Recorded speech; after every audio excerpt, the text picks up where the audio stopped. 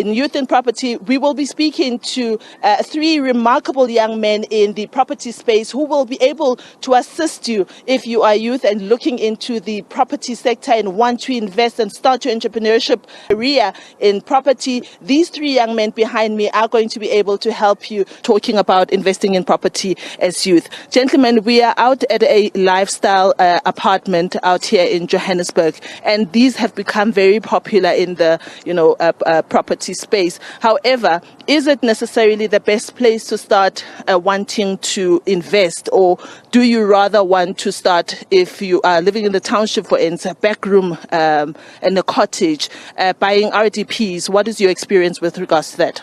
Okay, so my experience with regards to that is knowing why you're investing in the property. So now that will guide your strategy in terms of how do you actually invest. So guys that are investing in the townships would rather get a better return on investment than guys that are actually investing in apartments. So what I would say is that know your strategy and understand, or rather move towards your strategy. And if township is, then that's where you should be. Yeah. Before we came on camera, you were talking a lot about the flip strategy. Tell me about that and how we can use that to get into the property space. So the flip strategy, in short, is just a person buying a property that's been run down, or maybe a distressed sale where someone owed a lot on the property and then basically renovating and selling it at a profit. So there's a lot of opportunities for that, especially in the older neighborhoods where you can buy a property at way below market value. You do a lot of renovations on it and then you sell it at a profit. So it's a very good and lucrative strategy right now, and it's a strategy that's been implemented a lot in the United States of America. But I've seen a lot of people in South Africa actually engaging in that as well. Yeah. How do I get my finances ready as a young person to be able to approach a financier such as a bank to finance my first property? And should I be living in my first property or renting or buying to lease, or to invest in property for leasing? The basics is understanding the fundamentals when it comes to affordability. So now let's just say that I'm earning 10,000 and then now I want to go buy a house or an apartment. I need to understand how is that going to affect my affordability. So if I do want to actually move into rental or into investment, I would then understand that I would rather invest first. Invest, ultimately to a point whereby the cash flow that you're getting will be able to then afford you that house that you wanted. I would play it that way. Invest first rather than liability. Yeah.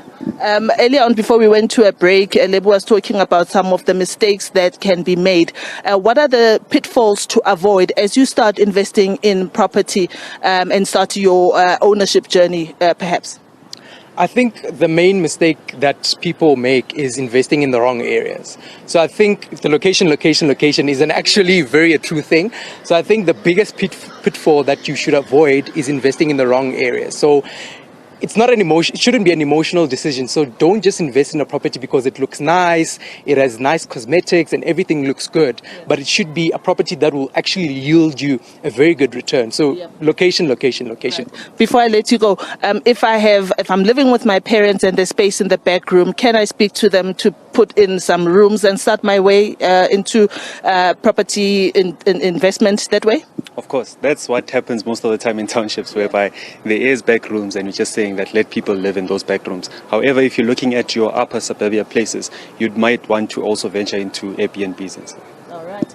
Gentlemen, thank you very much for joining us on SME On Point, and I wish you all the best in your journeys as you invest in property and impart your knowledge in terms of property investment. I've been joined by the Nong brothers, Newo Nong as well as Lebo Nong, and I've also been joined by Sipom Badaliga. He is with the Youth in Property Association. We've been talking about everything that you need to do in order to invest in property as a young person.